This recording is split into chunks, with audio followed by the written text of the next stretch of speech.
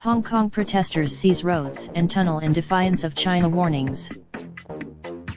The semi-autonomous southern Chinese financial hub has seen 2 months of protests and clashes triggered by opposition to a planned extradition law that quickly evolved into a wider movement for democratic reforms. Authorities in Hong Kong and Beijing this week signaled a hardening stance, including with the arrests of dozens of protesters, and the Chinese military saying it was ready to quell the intolerable unrest if requested. But protesters have remained unyielding, vowing to hold multiple occupations and rallies into next week, sending tensions soaring once more. On Saturday evening, hundreds of masked protesters put up makeshift barricades across multiple roads in Tsim Sha Tsui, a popular shopping and tourist district on the harbourfront. They also blocked one of the 3 cross-harbour tunnels connecting to the main island, causing widespread traffic chaos. In a statement, police called on protesters to stop.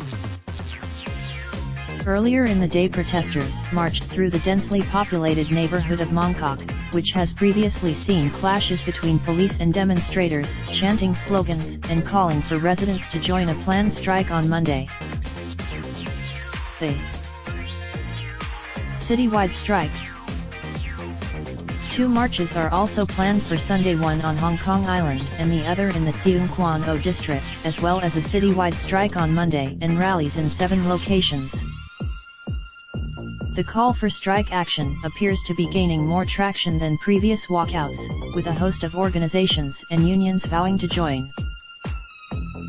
Hong Kong has witnessed 8 consecutive weekends of huge rallies, often followed by violent clashes between police and small groups of hardcore protesters. Under the terms of the 1997 handover deal, the city has rights and liberties unseen on the mainland, including an independent judiciary and freedom of speech. But many say those rights are being curtailed, citing the disappearance into mainland custody of dissident booksellers, the disqualification of prominent politicians, and the jailing of pro-democracy protest leaders. Public anger has been compounded by rising inequality and the perception that the city's distinct language and culture are being threatened by ever closer integration with the Chinese mainland. On Saturday evening, protesters tore down the Chinese flag from a pole on the waterfront and threw it in the harbor. Photo gallery by Photo Services.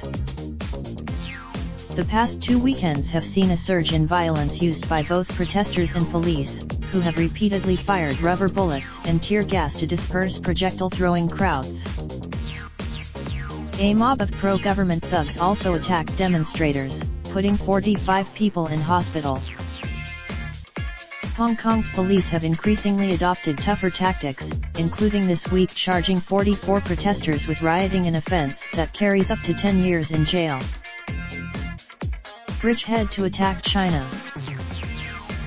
Hong Kong Chief Executive Carrie Lam has made few concessions beyond agreeing to suspend the extradition bill and shied away from public appearances. Protesters are demanding her resignation, an independent inquiry into police tactics, an amnesty for those arrested, a permanent withdrawal of the bill, and the right to elect their leaders. Thousands of pro-government supporters also held a rally in a separate park on Saturday, many waving Chinese flags and chanting slogans in support of the police, who have refuted allegations of using excessive force. Beijing has increasingly pitched the anti-government protests as funded by the West. In a column published on Newsweek's website on Saturday, Beijing's ambassador to the U.S. Cui Tiankai said China has provided little evidence beyond supportive statements from some Western politicians, and critics say Beijing's accusations of foreign meddling ignore Hong Kongers' legitimate grievances.